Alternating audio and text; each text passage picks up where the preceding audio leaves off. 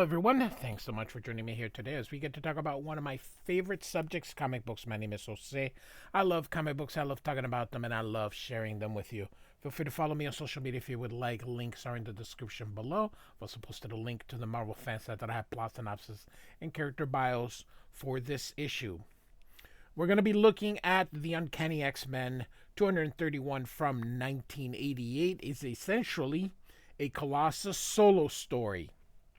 Now, even though it's 31 pages, we're actually going to go through this pretty quick. So it's not going to be my usual read along because there's a lot of words as usual. So I'm going to do my best to actually narrate this because all in all, it seems like sort of a throwaway issue. Perhaps just to give Mark Silvestri some time so that they could start the Brute story, which is coming after this. So nothing here that happens is of any real consequence to the story. So it's almost like Claremont wrote a fill-in issue. Now, speaking of fill-in, it is Rick Leonardi, not Mark Silvestri, who is in here. And in this cover, you see Colossus fighting Sim from the New Mutants. I do have a playlist.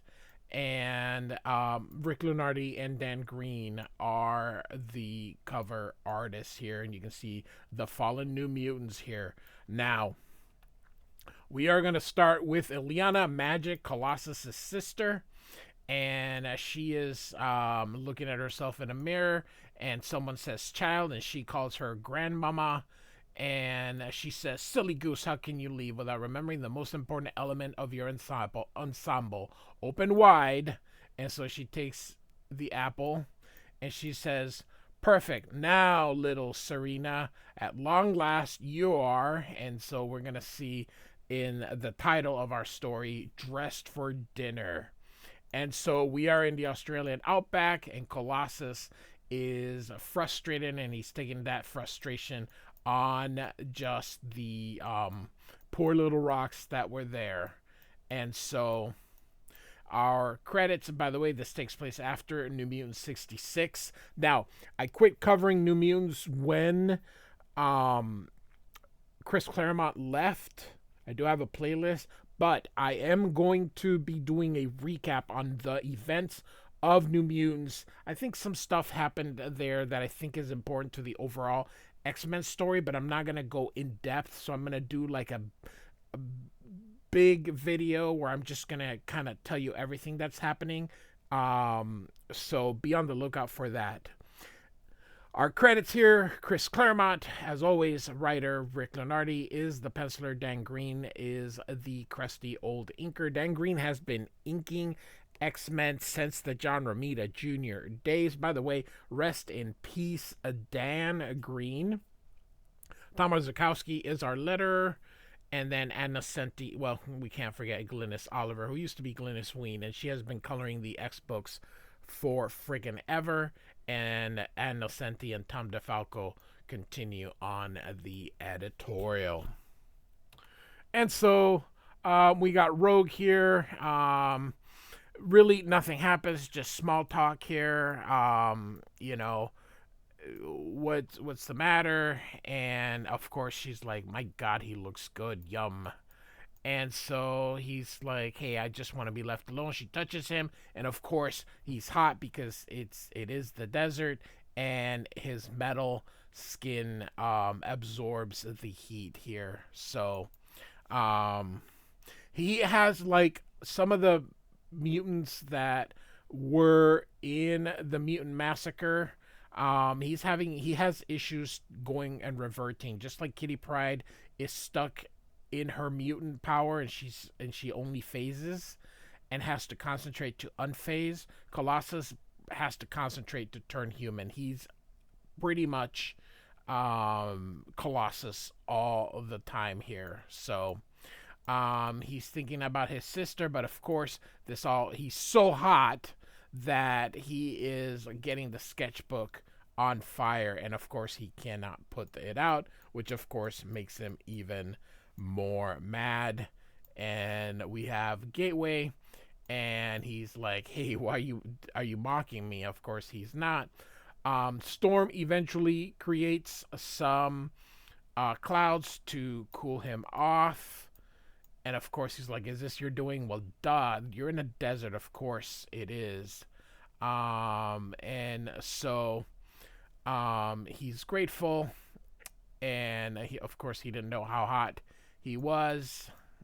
And so she essentially says, is that what's bothering you? Not being able to turn human. He says, "Why do you ask? Has Psylocke read my thoughts and told you?" And of course he says, "Shame, Peter. Betsy would never do that. She respects others' privacy far too much. I do not need to be a telepath to know when a dear friend is in pain." And he's like, "Sorry." And so she uses her winds, or her powers, to create wind and take them both out. And of course, Colossus is like, "I prefer to be in solid ground, especially from this height." And so, you're in a desert, but of course, Leonardi put a river down here. That doesn't mean deserts don't have river, but most of them, they don't really have them. And so, anyway, so they're going into the town that the Reavers used to have. Anyway, he feels, so what's the matter is he feels like Ilyana is calling out to him. And he doesn't know how he can do kind of get to her. Of course, they're faking their death because after the events of Fall of the Mutants. And so Colossus just eventually says, "Ilyana's probably fine. I just wish I knew for certain." Thus, we're going to have our story here. And so after dinner, you can see Colossus grabs one of the dishes, but it breaks. And so Wolverine's trying to help him, hey, you got to kind of control your power. This is actually a lovely moment here. We have the X-Men all chipping in on the dishes. And so they notice how upset Colossus is. This is really about the only time the X-Men are going to be in here. Like I said, this is really going to be a Colossus story. And of course, they're like, "Well, maybe we should let him go to see about Ilyana." But Gateway comes in, points, he doesn't speak. The X-Men follow. He's going to use his power to teleport Colossus, and he's going to walk through, and he says, "I have no fear, comrades. I'll be back." But Colossus, of course, ends up in Limbo as Ilyana is fighting Sim. Now, remember, Sim has the techno-organic virus from way back. Again, I have a playlist for the New Mutants here. Ilyana's trying to get a Limbo back, and she's going to use her magic. And this is a member of the right who's with him. And so she's trying to summon some help, and Colossus comes through. And so throughout this whole entire issue, she does not believe that she actually, like, this is her brother. She actually thinks that this is some kind of specter that she conjured, and it's kind of like being with Colossus, but it really is. And of course, they're like, he's looking at her, and she's like, "Is this my sister?" And of course, she's like, "Hey, long time no see. I guess that suits you." So again, she thinks it's a democratic, so that, like, he's dead, and that's it. So, all right. So we're basically going to have a fight for the rest of the issues between Magic and Colossus versus Sim and all the other people. Now, remember, I mentioned Sim has the techno-organic virus here that was given when Warlock was fighting Magus way back in the day here. So here we go. Wonderful, wonderful pose here. Just absolutely absolutely good. So Colossus is not one of my favorite ones. I think he's just really hard to draw in the metal. I'm very how Arthur Adams does him, Leonardi, everyone seems to be able to draw him but me. So I never really draw him. I also like how he is dressed kind of like a gym rat. So, all right, so here we go. A lot of exposition here, um, of sort of family this and that, and so look at this. He grabs Sim and punches him and thinks he basically destroyed him because he is made um out of metal, and of course she's upset. She's like, "Hey, don't do anything without my permission. Under the rules of sorcery, you have to do what I say." And so he is going to decide to play along. He's not going to tell her that it is him, and he goes, "Why was I summoned?" Even though, of course, she didn't actually summon him. And she says to save the New Mutants. Now, we're going to get as to what happened, and we've got Professor Xavier's school, and she was reading a book called The Master and Margarita, which is an actual real Russian book. It is Russian folklore, and these real characters came through to life. These are characters as Azazello, Behemoth, and Koroviv. They came to life from the book and attacked them. And what is happening now is that they have her under Baba Yaga. Now, if you're familiar with Mike Mignola's Hellboy, you know Baba Yaga is one of the enemies of Hellboy. So she is going to cook and eat the New Mutants. And so she's preparing the recipe, and you can see Eliana is coming down and saying, "What the heck is going on? Who are you?" Of course, she introduces herself, and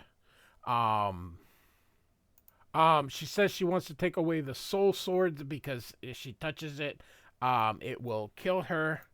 And she used her mutant powers to teleport, and she couldn't stop her to escape, and so she's unable to teleport she's preventing her from teleporting back in there, and they need to stop her from eating the New Mutants. And of course, iron is what kills them, and he's actually made out of organic steel, but hey, we'll go with iron here. And so he wants basically to help her kill the Baba Yaga. And so now the mansion is turned into this here. So Colossus is going to go through to help rescue the New Mutants who are still tied up. Now, funny thing is, wouldn't Warlock be made out of... he's also organic steel, but why not?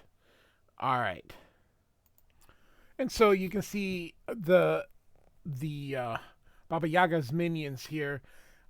She orders them to get him, and they're like, crack his bone for appetizers. They don't know that they think he's just armored.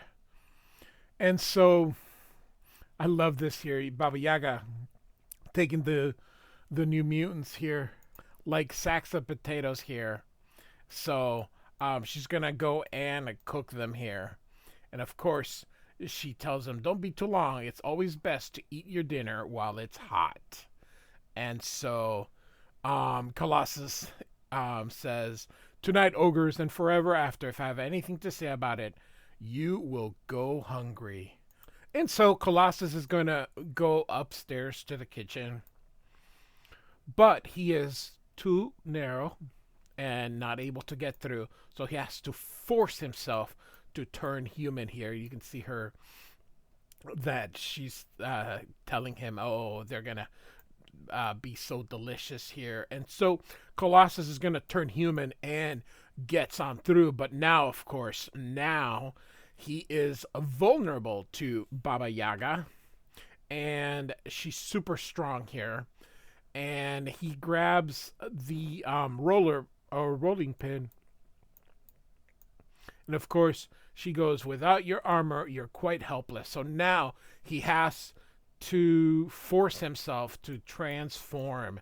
And of course, that as Eliana had said, they're all vulnerable to iron. That's part of the thing with in Walter Samson's Thor run. By the way, I have a playlist. I have that completed.